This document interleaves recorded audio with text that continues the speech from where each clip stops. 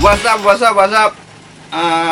Saat ini siang hari di Bogor bersama saya Ting Wedik. Kebetulan hari ini kita main ke Bogor. Dari acara kemarin itu kita jalan-jalan terus mampir ke Bogor, kok ketemu namanya Dila Bako. Dila Bako itu siapa? Jadi kan aku pengen ngobrol-ngobrol. Bisa diperkenalkan di sebelah saya ini Dila Bako. Coba. Halo, assalamualaikum warahmatullahi wabarakatuh. Semua para penikmat Tingwe, penggiat, pengusaha dan semua dari kalangan komunitas Tingwe pasti harus kenal. Kalau nggak kenal belum jadi penggiat Tingwe. Dila Bako. Jadi sombong dikit ya. Ini aku manggilnya gimana nih? Mbak, Kak, Dek, Bu, Mak, Mbak aja. Mbak. Teh? Agak enak, teh boleh. Teh itu Mbak ya? Teh manis. Jadi biar manis. Teh sama ya? Mbak itu sama. Kalau aku kan orang Jawa biasanya Mbak. Teh itu mau nulis pun bingung, teh double E, double H, apa gitu. cuma T Ngaruh gitu ya, kan? ngaruh ya. Aduh. Kita ini shootnya cepet-cepetan aja nih. Kan memang nggak ada rencana terus kita main ke tempatnya Teteh. Langsung aku Dadakan ya. Robyok teh.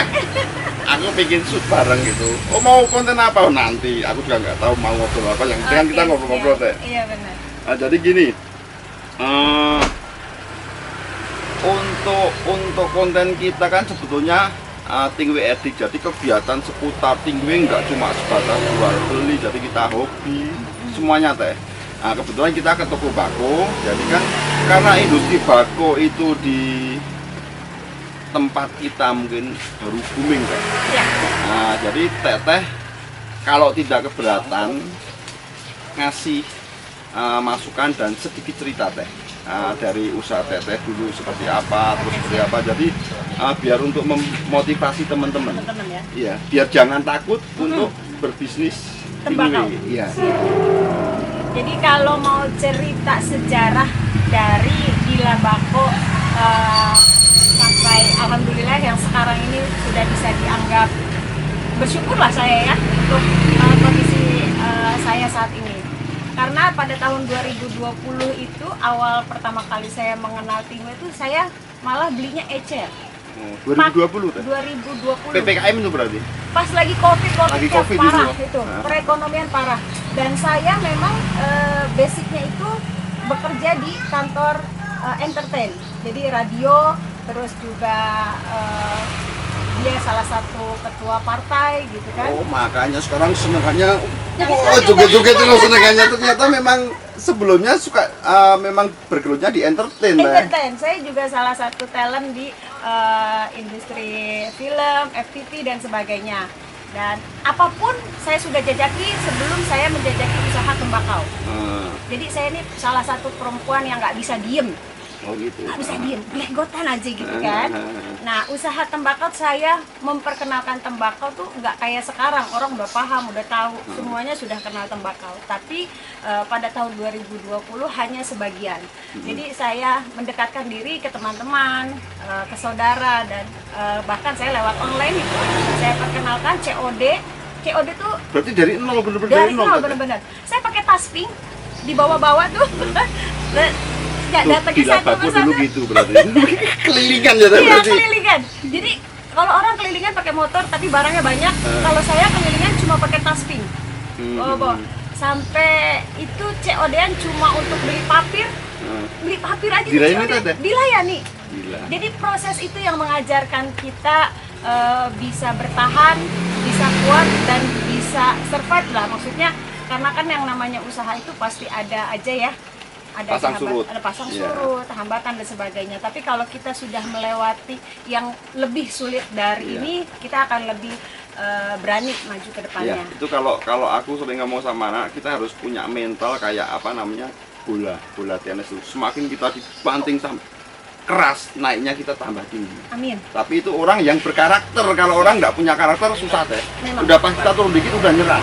Ya. Padahal kan di bisnis apapun kan pasti ada gitu deh. Jadi kayak orang naik gunung, nah nggak tahu puncaknya, cuma udah capek kita berhenti, padahal kurang 10 langkah lagi udah di puncak kan, sayang gitu. Ya. Karena dia nyerah. Kalau saya tuh memang usaha tembakau ini benar-benar ada prosesnya ya, bukan yang usaha tembakau punya modal langsung besar gitu, tidak. Jadi saya benar-benar menjajaki ini dari nol sampai akhirnya ada tawaran untuk sewa kios ini. Saya sewa kios pun nggak punya banyak barang, cuma yang tas tipping. Dulu berarti atlet COD, maksudnya kan COD. Atlet COD guys, atlet COD. Jadi kalau untuk dapetin uang 10.000, besarnya 10.000, saya harus jalan dulu, temuin orang yang mau belinya kayak gitu. Belum lagi sebenarnya keluar bensin dan sebagainya ya kan. Sebenarnya kalau dihitung keuntungan sih maksudnya jauh lah dari kata untung. Tapi yang saya lihat pada saat itu bukan keuntungan saat itu, tapi yang saya lihat pada saat itu bagaimana ke depannya saya bisa nggak sukses di usaha ini. Karena saya punya langsung kecintaan yang luar biasa sama tembakau ini. Pas kenal tembakau itu langsung passion, nah ini kayaknya aku cocok ini. Iya. Jadi gini, sebenarnya kalau usaha tembakau itu kalau saya lihat itu berbeda dengan usaha yang lain. Kalau usaha yang lain mungkin orang basicnya cari untung, cari cuan dan sebagainya. Kalau basic di tembakau, ketika kamu ingin benar-benar mencintai tembakau ini, jadi usaha kamu utamakan cinta dulu sama tembakau ini. Ya bener.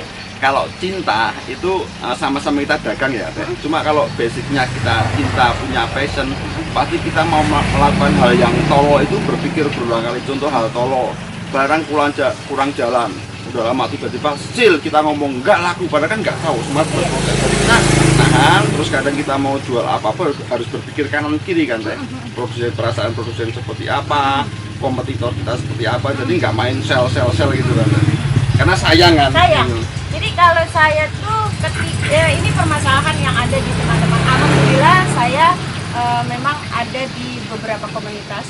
Di komunitas tembakau saya ada di sana. Mungkin teman-teman semua yang nonton tahu KPTRI, tahu MPTN, tahu KTTI dan sebagainya. Nah, saya ada di mereka semua. Semuanya ada. Karena untuk saya komunitas apapun, komunitas tembakau, mereka punya niat dan tujuan baik, ingin membudidayakan tembakau, ingin tetap melestarikan tembakau, gitu kan. Jadi saya tetap ada di keliling mereka. Dan banyak keluhan dari teman-teman yang usahanya tiba-tiba harus turun, merosot, bahkan jual ecer tembakaunya tuh sampai ambruk-ambrukan. Apa sih kalau ambruk-ambrukan? Hancur-hancuran. Karena ada oknum-oknum yang memang itu yang saya bilang, orang bisa jualan tapi belum tentu bisa menjual. Oh ya, bagus dicakap itu. Orang bisa jualan tapi belum tentu bisa jualan. Orang jualan tuh bisa, gampang gitu. Tapi menjual dalam artian tanda kutip menjual dengan yang benar. Pakai trik kan, Teh? Benar. Enggak cuma semuanya kita main tetangga jual selisih 1.000 berani. Kan enggak gitu kan, Teh? Enggak. Nah, iya. Dan bahkan saya alhamdulillah sampai saat ini, karena kalau untuk saya ada beberapa produsen yang sudah menentukan rest areanya untuk daerah sini, jual glosirannya inilah agennya gitu ya. Dan saya sampai saat ini masih konsisten dengan itu sampai saat ini. Jadi saya tidak merusak agenan yang lain. Oh iya paham. Berarti kan saling menghargai kan. Kita punya area masing-masing, ya kita menjalin komunikasi bagus, saling menghargai, enggak. Misal katakanlah produk A, aku pun bisa ngambil ke produsen, tapi nggak mau karena ada teman kita yang udah bermain di situ. Benar. Lebih enak kita gandengan tangan, bisa tuker-tukeran. Misal Teteh ngambil produk B, dia produk A, bisa tukeran. Benar. Ya kan, nggak perlu kita bersaing gitu kan. Iya, benar. Jadi untuk mempertahankan usaha tembakau ya yang diutamakan itu tadi, kerjasama. Jadi kalau kerjasama itu memang jauh lebih ringan dibawanya daripada kita solo karir ya, maksudnya gue merasa hebat, gue bisa kok, gue terkenal, gue jualan aja sendiri semua barang gue adain aja, nggak bisa. Itu kan kemarin aku ngobrol sama teman-teman juga kan, kamu punya produk sebagus apapun di saat kamu jualan sendiri kamu nggak bakal bisa jalan. Kita butuh tim, butuh partner gitu loh, yang untuk ngedein bareng-bareng. Nah terus kan Teteh kan bahasanya kan otodidak ya, dia cuma modal jual, modal nyoba karena senang, terus nyoba jualan sampai nggak berhitung profit gitu kan, karena passionnya udah dapat ini, aku cocok, aku dapat saudara baru, teman baru, komunitas baru, habit baru gitu kan Teh. Nah, tapi kan Teteh pasti ada salah satu figur, beberapa figur apa salah satu, silakan Teteh, yang dicontoh sama Teteh, karena pasti kan oh ini bagus nih, paling enggak ngambil sedikit lah. Iya. Oh ini bagus, jadi aku lebih semangat. Jadi Siapa inilah Teh? motivator saya lah Motivatornya ya. siapa Teh? Saya kenal seseorang yang dianggap sama orang tuh nggak waras. Nggak waras. Sopo kuwi? Kalau dibilang orang gendeng katanya ya, wong gendeng itu mamba katanya, opo aja ada tapi opo aja dihancur gak jelas katanya. Tapi saya lihat dia sampai saat ini masih konsisten, dagangannya masih bagus, barangnya masih banyak dan penjualannya masih bagus. Dia nggak banyak bicara, tapi dia banyak kasih ilmu sama saya. Halo Kang Waras. Oh, Kang Waras orang mana? Kang Waras tuh Kudus kalau nggak salah. Oh, Kang Kudus Waras. apa ya? Kang Waras kok dibilang orang nggak waras. Padahal kan dia bener-bener waras namanya. Dia mengakui diri dia waras, tapi orang lain ngelihat dia nggak waras. sorry Kang Waras. Oh, Kang Waras. Oh iya iya. Oke. Iya. Besok kenalin dong Teh. Oke, siap. Itu Kang Waras yang ada di daerah Jawa Timuran lah ya. Tapi kalau di daerah Jawa Barat ada lagi yang saya idolakan. Halo Pak Jaja. Pak Jaja. Di Jawa Barat Pak Jaja luar biasa. Saya kenal Pak Jaja tuh bukan Pak Jajanya. Awalnya saya kenal sama adiknya Riko. Itu Riko tahu banget perjalanan saya usaha. Jadi dia itu yang mensuplai barang-barang di toko saya. Padahal kita belum pernah ketemu Riko, belum pernah tegur sapa dan sebagainya. Tapi alhamdulillah Riko begitu yakin dan percaya sama Teteh hingga mau mendukung, mau support saya, usaha saya sampai. Pak Jaja itu legend. Aku tuh dulu kesana itu sama Om Yosi, Linting Tembakau Jogja itu kenalin. Dan Linting Tembakau Jogja. Jangan sombong, dia sendirian aja. Dan Linting Tembakau Jogja, Om Yosi pun dia bilang belajarnya dengan Pak Jaja loh. Gila loh orang itu Pak Jaja. Padahal senjatanya kan cuma kotak itu, saung itu kan. Di situ udah gini, ya kan, di pojok udah. Pak Jaja luar biasa. Pak Jaja. Berarti besok aku harus minta sama Pak Jaja. Oh benar, kalau konten sama Pak Jaja Dila harus ikut. Oh iya.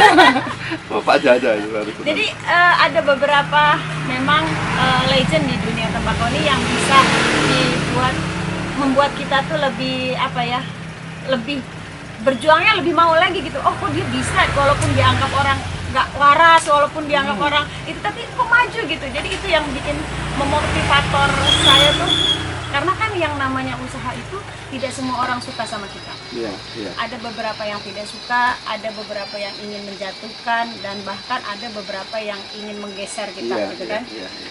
Tapi saya lihat dari Kang Waras, dari Pak Jaja, mereka tidak pernah memikirkan orang lain berpandangan apa tentang mereka. Iya, iya.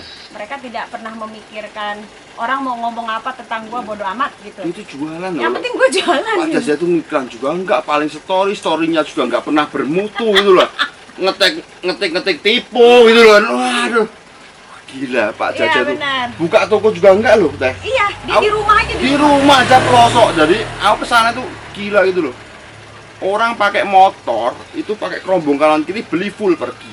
Gila Pak Jaja ini. Nah itu saya. Terus ada lagi di Makassar. Oh Makassar. Makassar ada lagi Opung. Halo Opung. Woi, Goldfinger. iya. Wah, itu lagi gila itu. Goldfinger makanya. Jadi kalau dia sebenarnya di Facebook tuh malah kalau keluarin story itu yang konyol-konyol. Iya. Konyol-konyol. Tapi saya lihat yang konyol-konyol itu, terus yang orang pikir dia nggak tahu malu loh gitu. Tapi jualannya bagus. Oh iya. Terus apa ya? Saya lihat pokoknya itulah yang membuat saya akhirnya berpikir, oh style gue memang begini. Gitu. Iya. Jadi orang tuh Dia stylenya beda. Kalau aku melihat dia itu, dia nggak pengen dia melakukan apa itu diketahui orang, dihitung gitu. Jadi kekuatan dia sebetulnya, powernya seperti apa, dia agak tertutup. Tapi pergerakannya itu kalau dia itu ketata Teh. Jadi Iya. aku bilang dia mungkin salah satu orang yang menjual Stingray bermain di industri ini dengan cara modern, dengan sistem. Dia untuk apa namanya, kemarin aku ketemu pas di Madiun itu, dia sampai sistem kasirnya dia handle seminggu sekali, dia handle satu-satu untuk gudang pakai apa. manajemennya bagus Wah ya. gila, gila itu. potong karena juragannya wedok itu, juragannya cewek itu ngurusi paket biasalah, mama itu Iya benar. pelit banget itu, nggak mau cuan. Berat. Tapi memang punya karakter Mas, punya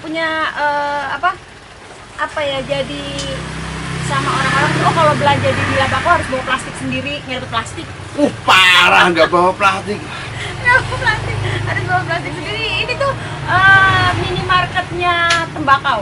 Iya, kalau aku melihat ini cakep ini. Ini mungkin teman-teman kalau mau yang buka tembakau nggak usah kebanyakan kontak, main sini aja. Tempatnya nggak begitu sih. Cuma kalau di sini udah kejebak. Jadi kita masuk mau beli apa ada deh. Iya, jadi udah kejebak, udah nggak bisa alasan apapun. Itu mungkin salah satu trik ya, dan kiat-kiat kita nggak perlu apa namanya fight perang harga bla bla bla, kita lengkap aja kan. Sebetulnya udah pengunjung nyaman karena sekarang nggak cuma kalau selisih berapa tuh teh, kalau 500, 1000, 2000 perak kita naik motor males gitu loh. Iya kalau ke tempat itu ada barangnya, kalau nggak ada jadi aku mending yang pasti aja.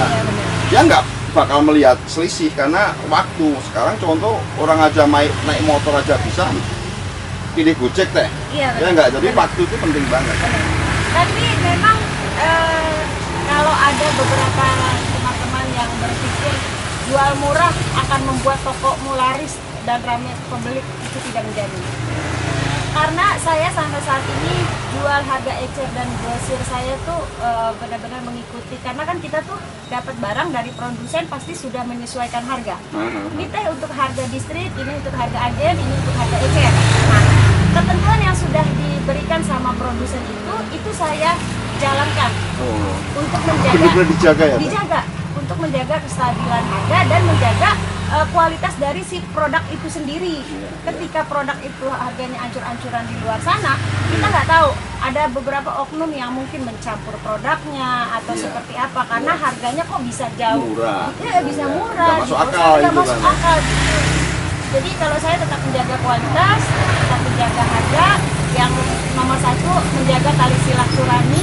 Saya tidak pernah membatasi saya dari daerah Bogor, atau saya adalah komunitas A, situ komunitas B, atau saya adalah si distributor produk tertentu, dia produk apa, akhirnya kita bermusuhan, nggak ada. Untuk saya, semua penggiat, pengusaha, dan penikmat kue adalah saudara. Aku tadi dengerin Teteh, aku mungkin bikin sedikit kesimpulan yang biar teman-teman juga mencerna. Jadi menurut gini, orang jual murah itu belum tentu sukses. Karena apa teh? Orang memang niat beli, ya kan? Nggak perlu dikasih murah pun sebetulnya niat beli. Kita kasih murah kan nggak tepat sasaran. Ya nggak? Kecuali gitu loh, kecuali dalam tanda kutip dia secara branding udah gede banget, orang udah kenal. Kesini memang cari murah, itu beda. Iya. Itu kita jual murah pun kayak HP itu kan bisa teh, tapi brandingnya kan kenceng. Pasti perkalian. Kalau kita jual murah sehari cuma 10 transaksi, ya mati kan. Jadi kita ikuti produsen aja, sebetulnya produsen itu udah punya hitungan teh. Jadi kalau kamu jual segini, dia pasti mempertimbangkan faktor dead stock. Kan kita ambil katakanlah brand 10 produk, itu kan pasti kebagi deh. Ada yang fast moving, ada yang medium, ada yang slow, dan yang terakhir memang nggak jalan. Bayangin kalau kita profit nggak jalan, ini kan mau nggak mau harus ada, karena kan kita ngambil barang kan nggak tahu kan barang laku apa enggak. Nah, jadi kalau ada MSRP itu harga yang disarankan pabrik deh. Nah itu kalau kita ngikutin itu aku yakin bakal aman deh. Tapi kalau yang main nekat, main pangkas-pangkas itu yang masalah. Nah, kalau saya ada kiat-kiat lagi ketika kita ingin menurunkan harga, itu kita harus digaris bawahi dalam edisi apa nih harga ini bisa turun. Kayak gitu. Saya karena ada beberapa produk yang memang jalannya agak lambat. Jadi ini solusi buat teman-teman, ketika ada produk yang kurang jalan, jangan langsung dikoblai timpak gitu.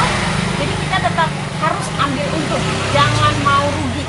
Karena berjualan memang harus untung, ya kan? Jadi kita garis bawahi edisi diskon 20%. Artinya mereka tahu ketika mereka beli di luaran harga misal 10.000, ternyata dia bisa dapat di Dila Bako hanya dengan harga 8.500. Tapi teteh masih untung itu. Untung dong. Oh, harus untung berarti. Harus untung. Nggak pernah saya jual rugi. Paling nggak balik modal gitu. Dari kantor. Gila ya ceritanya tadi dari Teh Dila perjalanan Dila Bako dari nol sampai sekarang, dan dia sampai sekarang nggak puas karena dia nggak merasa besar. Dia merasa bisa sampai sekarang karena peran serta teman-temannya semua. Teteh nggak bisa berdiri seperti sekarang tanpa partner kan? Bener, tanpa support dari teman-teman, tanpa dukungan dari teman-teman, semua yang tidak bisa saya sebutkan satu persatunya, teman-teman yang dekat-dekat lokasi saya juga yang ibaratnya satu perjuangan dengan saya, tahu bagaimana saya kecilnya nih usaha tembakau gitu kan, sampai akhirnya alhamdulillah ada di posisi sekarang dan sampai saat ini masih berjuang untuk tetap bisa bertahan dan bisa lebih maju lagi, sukses lagi ya, berkat dukungan dan support dari semua teman-teman. Satu lagi deh, saya pengen Teteh ngasih support keberanian terhadap teman-teman yang mau membuka tembakau itu, yang dibutuhkan seperti apa dan kira-kira modal berapa? Oke, jadi buat teman-teman pemula yang ingin mencoba berjualan tembakau itu harus berani dan harus ada kemauan, terutama harus cinta dulu dengan tembakaunya dan harus sering banyak sharing sama si suppliernya. Dan kalau saya sih lebih lebih ingin teman-teman itu jangan takut dengan isu-isu yang beredar di luar yang bilangnya katanya nanti kalau jualan tembakau bakal digerebek polisi dan sebagainya.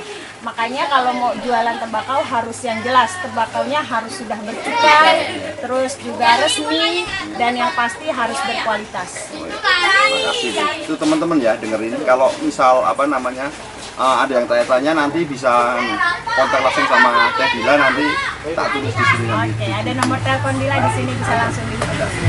Sama teman-teman jangan takut, usaha pasti ada pasang surut dan kita nggak bakal sukses sebelum kita melangkah. Kita nggak tahu kalau kita cuma katanya susah, kita harus nyoba, kita harus berani nyoba. Dan karakter teman-teman itu yang saya lihat dari kemarin itu, komunitas pedagang itu bukan komunitas yang dengan label bla bla bla. Dia pasti masuk di situ. Cuma kalau kita udah ngeblend sebagai teman, bisa ada yang minggir, salah jalan, apa mulai jatuh, apa mulai goyang, pasti ditarik ya. Ya benar, saya gitu. Jadi kalau untuk saya reseller, saya itu pasti saya tidak akan pernah biarkan mereka untuk bekerja keras sendiri, jalan sendiri, tapi saya ikut maintain, ikut membantu, ikut support. Dan kalaupun memang ada keluhan-keluhan, misalkan ada sedikit dia pertanyaan, saya selalu membalas WhatsApp mereka gitu satu persatu, nggak pernah di close begitu aja. Ketika orang mau WhatsApp gitu nanya, Teh ini gimana ya dagangnya, biasanya kan gitu kan. Terus ada juga beberapa yang baru, Teh ini ada yang bilang katanya dagang tembakau sekarang udah ngeri, nanti ditangkap polisi. Ya kayak apa dulu yang ditangkap polisi gitu. Dan polisi pun kan punya SOP, standar operasional kerja mereka tuh bagaimana gitu kan. Mana yang harus digerebek, mana yang tidak boleh dijual belikan. Ya kita juga sebagai pedagang harus pintar, harus jeli dalam menjual produk, mana yang boleh dan mana yang tidak. Itu menarik itu. Jadi mungkin konten ke depan kita mau bahas itu kan, masalah regulasi, aturan, biaya cukai dan permen Q gitu kan. Di situ ada semua, nanti kita bedah bareng biar kita belajar bareng. Kita kupas tuntas nanti ke depannya. Ya, next time. Ya. Terima kasih Teh sebelumnya. Sama-sama, terima kasih sudah mampir di toko kecil Dila. Ya. Pokoknya sini terbaik, dan garis bawahi juga. Kalau dibilang nggak judes salah, ternyata judes. Jadi kalau beli ke sini, kalau begitu ya. Baperan nggak boleh? Nggak boleh baperan, tapi kalau judes mah iya. Udah, terima kasih. Sampai ketemu di waktu selanjutnya, masih bersama Ting Edik. Ciao.